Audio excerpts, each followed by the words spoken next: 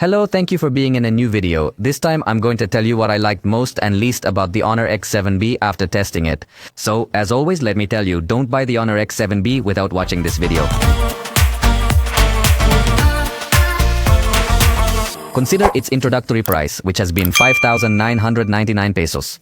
At that price, I definitely do not recommend it. If you find it much cheaper, it could become a better alternative. Let's start with the best. The device has 156 gigabytes of storage. Obviously, with this capacity, you will be able to store many images, many videos, and you will hardly fill it. It also has a very good distribution. That is, you will not only be able to find it in online stores, but also in physical stores, telephone companies, department stores, and many other distributors. It also has a nice design. This usually distinguishes several HONOR devices, so if you're more into aesthetics, you're definitely going to enjoy it because it's slim and has a nice back cover. It has good Bluetooth audio codecs like aptX and LDAC. This would allow you to connect good quality headphones to enjoy good resolution audio without the need for wired headphones. The front camera takes good portrait shots. The blur effect is nice, so overall this is one of the points I liked about this device. Backlit pictures are also taken with good quality. It also integrates a dual recording mode. With this mode, remember that you can place the rear camera and the front camera in the same clip. Therefore, it helps you to have a much wider perspective and can be useful for content creators. It includes a totally free video editor, no watermark, and no subscription. This is something that definitely needs to be highlighted.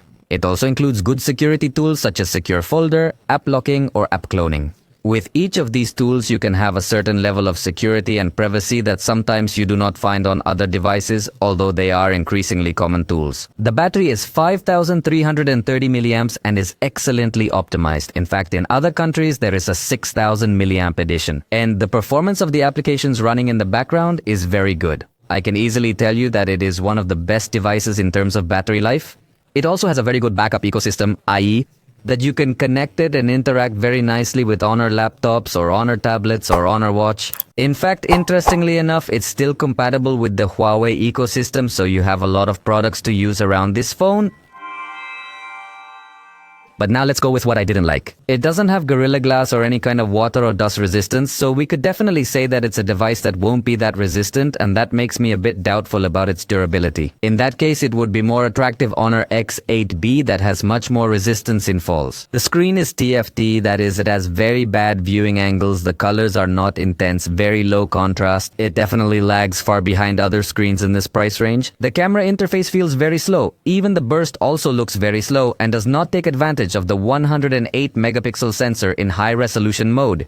In other words, although the photo is indeed 108 megapixels, in reality not so much detail is distinguishable in the result when zooming in. The ultra-wide camera is rather plain, with inaccurate colors, a lot of distortion at the edges, and a lot of chromatic aberration. The zoom is unpleasant all around, and again, it is noticeable that it does not take advantage of the 108 megapixel sensor. Remember that there are other devices that with a 108 megapixel sensor are able to offer you 3x zoom while maintaining optical quality, but not this one. Nor is it capable of recording video at 60 frames per second, and again, the zoom when recording video is very bad. In fact, the ultra-wide camera also records very poorly, even in good lighting conditions, so you can imagine the result when there is less light. For example, indoors it looks very bad. So the video recording really is very bad. In fact, not only the rear camera, but also the front camera records a bit ugly. In addition, it also has no 5G, no NFC, no gyroscope. You'll also notice that it has Bluetooth 5.0, so it's a bit of an outdated edition, so it doesn't have as much stability with other accessories like more modern cell phones. It also integrates a virtual proximity sensor. That is, at the time of making calls or bring the cell phone to turn off the screen, you might have some inconsistencies. Its processor is the Snapdragon 680. It is a very old processor, which for this price range we definitely cannot accept. It is a processor that has been used for 3 years in this same range. At the time it was more understandable, but in the middle of the year 2024, we cannot accept this processor. Therefore, it is bad for gaming. Definitely, if your priority is gaming, I would recommend you to look for another device.